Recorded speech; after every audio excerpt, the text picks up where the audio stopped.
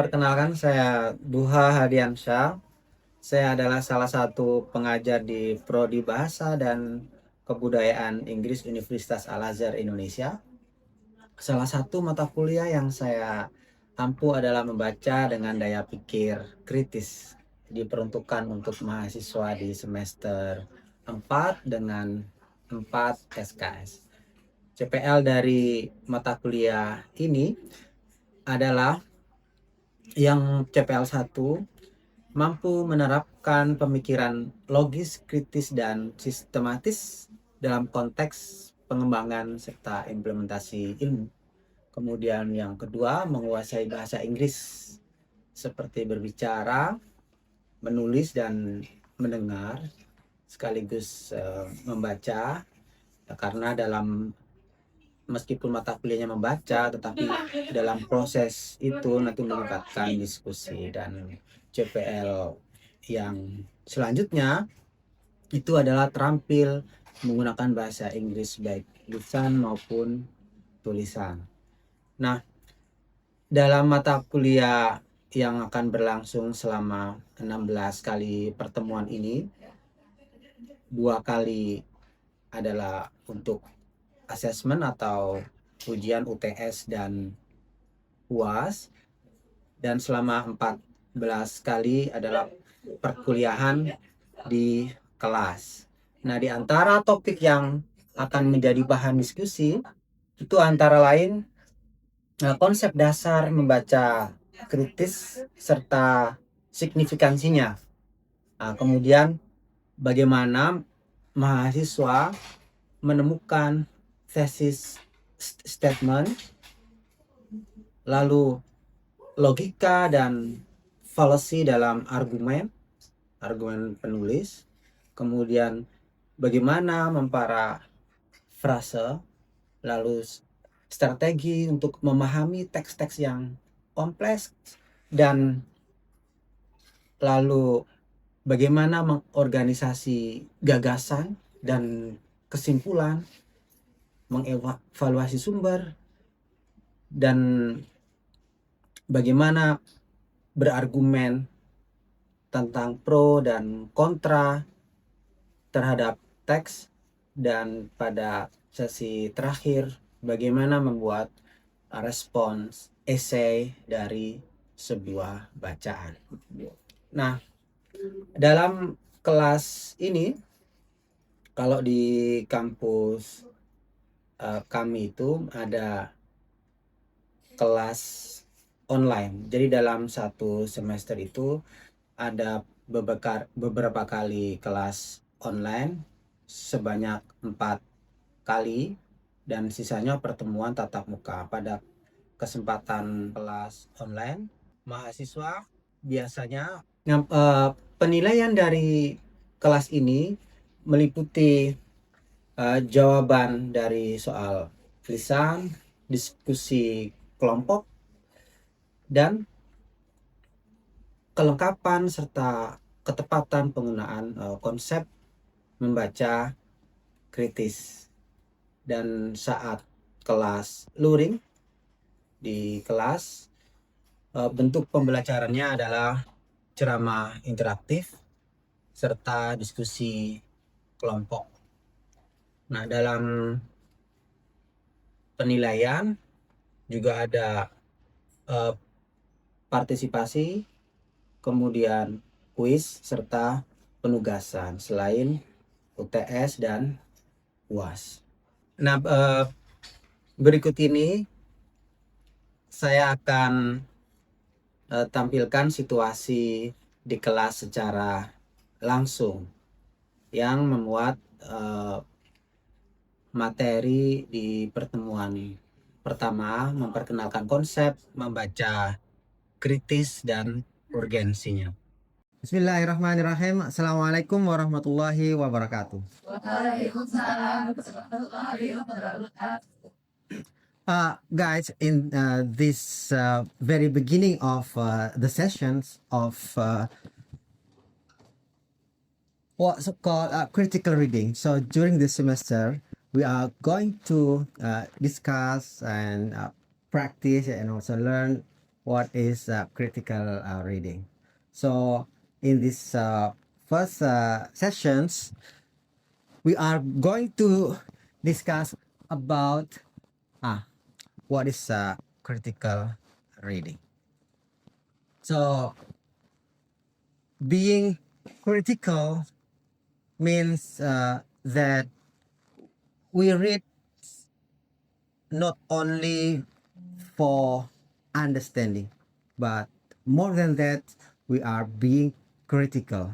We ask questions, we support the idea, or even we are opposing the idea, the argument of the text.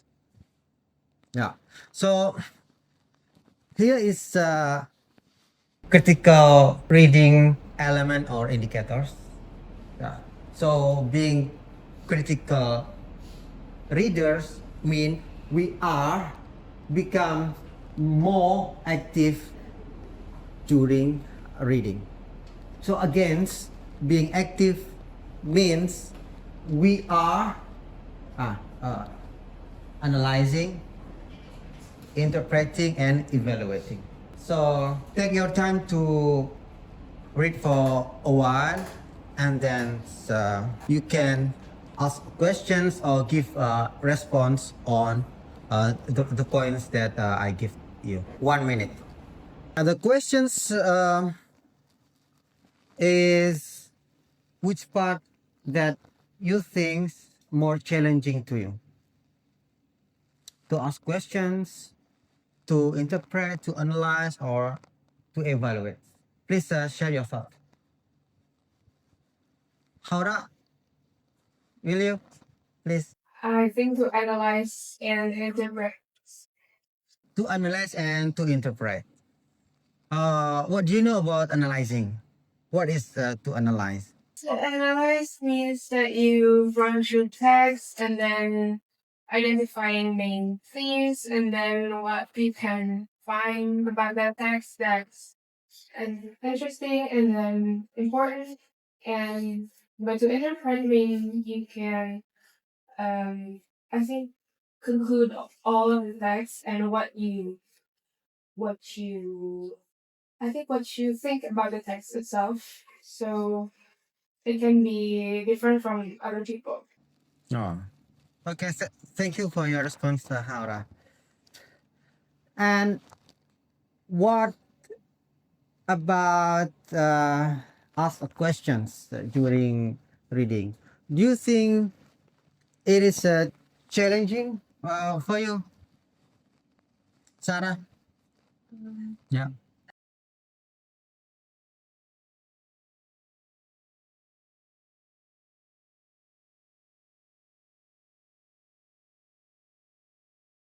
I think it's pretty challenging for me because critical reading is mean we need to read more because something in the text can be means something more that we think about it like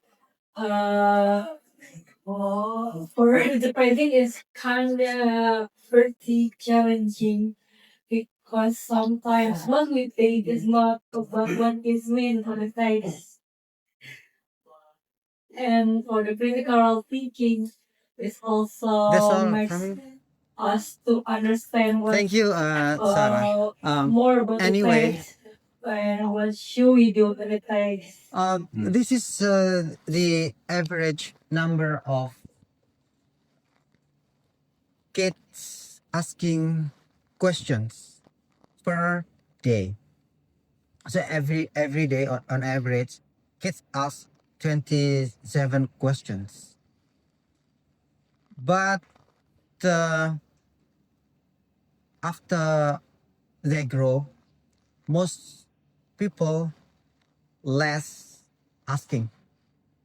Yeah, so that's why in the class, for example, in the school and even in your level in university, sometimes the class is very quiet when your teacher uh, asks at the end or in the middle of the sessions, any questions? So the students are silent. Many students are silent. No, they say no. Any question? No. It's not easy to ask. Do you ever think of why that happens during the class? Aska? Um, I think most people stay silent even when the teacher asks, "Is there any question?" Because maybe the individual thinks that their question is simple and that they're the only ones who doesn't understand and they are afraid on asking it during class, or they just kind of feel shy to speak up about their question in class. So they decided maybe to wait until the class ends and ask the teacher personally through text or face to face, or maybe they can just Google it on the internet. I think that's my opinion. Okay, thank you. Anyway, do you know Aristotle's? Yeah, yeah. I think everybody knows Aristotle, the Greek philosopher. Once he said that if you want to assess students, assess them by their questions, not their answers. Because students or persons can answer based on their memorization. But to ask questions need critical thinking. So the more critical you are, the more critical your questions will be. So questions matters. And in the class, there is no such stupid questions. No. Every question matters.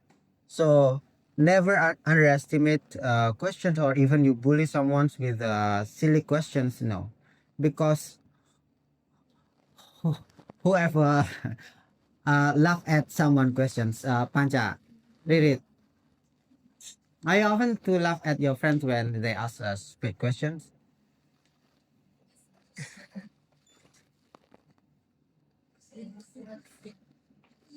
Do you ever mock or laugh at your friend when they ask stupid questions? Never. Just I feel that in an experience Yeah. when I was elementary school, maybe because in my social environment has a stereotype that if you ask me something like, "Oh, but you're so stupid, you Yeah. don't understand." Yeah. So, grow up, I feel like when my friends or my sister or others ask questions, I'm so grateful. Mm. I don't laugh or something. Thank you, Reed. You never laugh at someone's questions because when they are asking, they are thinking. So let's appreciate. And if you become a teacher, to make your students asking, it's challenging. Yeah. Maybe if you never thought before, you don't think of it, but yeah, sometimes you need to feel it. How hard for teacher to encourage students to ask questions. Yeah. And it involves critical thinking. Yeah, question. So asking questions is skill. Yeah. So let's go to the next slide. This is the differentiations between critical reader and non-critical readers. So you can see the difference. Non-critical readers understand the facts, but for the critical readers, it's not only fact, but they continue to ask what they say, also how, and even ask deeper than this, like asking about the background of the writer, and then the context, the ideology of the writer, or the ideology behind the text. Anyway, what is ideology? Howdy. What do you know about ideology? Well, I know about ideology is about Sorry, can you raise your voice? Raise your volume. I think it's about human being, something like that. Yeah. And the fact that happened to the human itself. You mean the thought, the understanding of what do you mean by human being? Is it related to human being?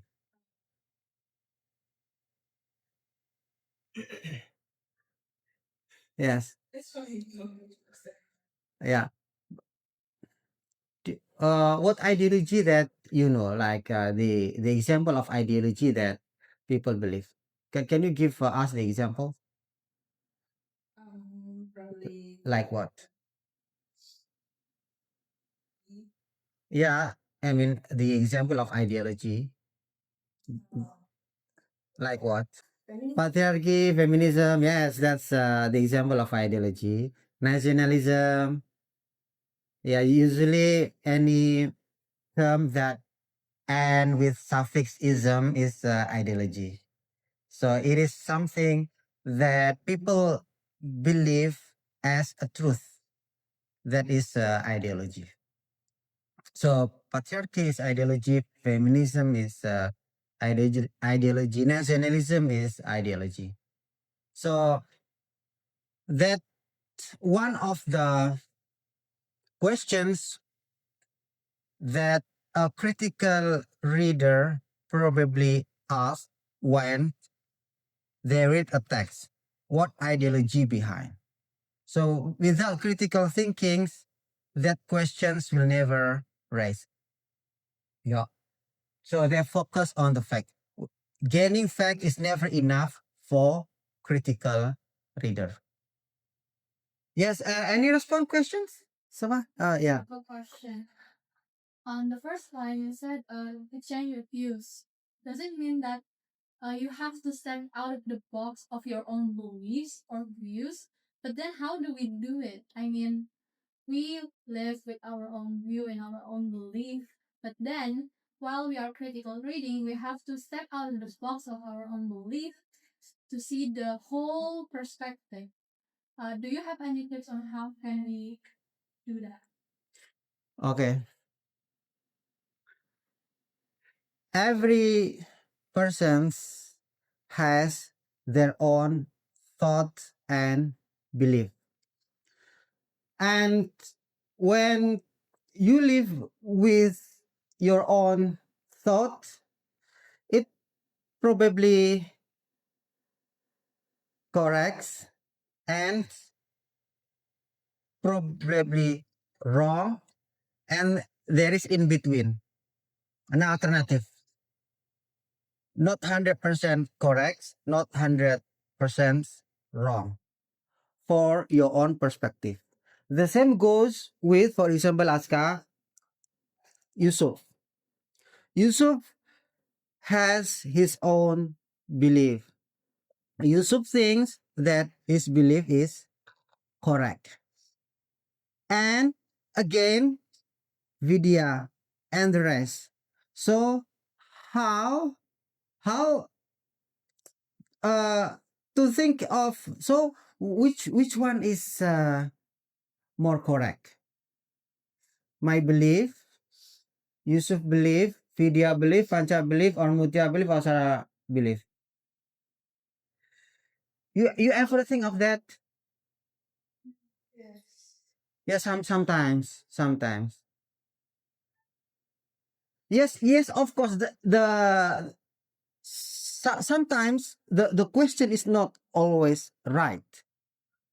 The question sometimes is not always right again. When Aska say how to make sure that my opinion or my belief is right. So, something the question is not about right or wrong. Sometimes we can change it to sweet with me or not sweet with me. So it is only a matter of suitable or not. So it's not necessarily always right or wrong if related to opinions. So to exchange view is like we give space to understand someone view. It's not only okay. I have a view and I have to defend. No, not to exchange. Not like that. And how to make like our thought, our thinking becomes more concrete, like more practical. So it is another skill. So if you remember Bloom taxonomy of cognitive, so the first level is remembering, and then the second level is understanding, and then the third is practical, or you can apply when you can apply, and then the next step you can analyze at etc. until uh, you can create the last one you can create. So it is another skill and a process, but to have thought is a very good start if you have thought, and if you have thought like related to your life, better you write, and then after you write, sometimes if you have time and you have allocate the time to read your writing, and then you can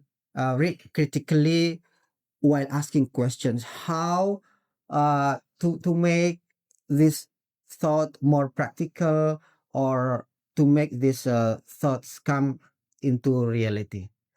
So that's usually many psychologists say like making a journal, because the best way to give advice is uh, by our own self, not uh, not others.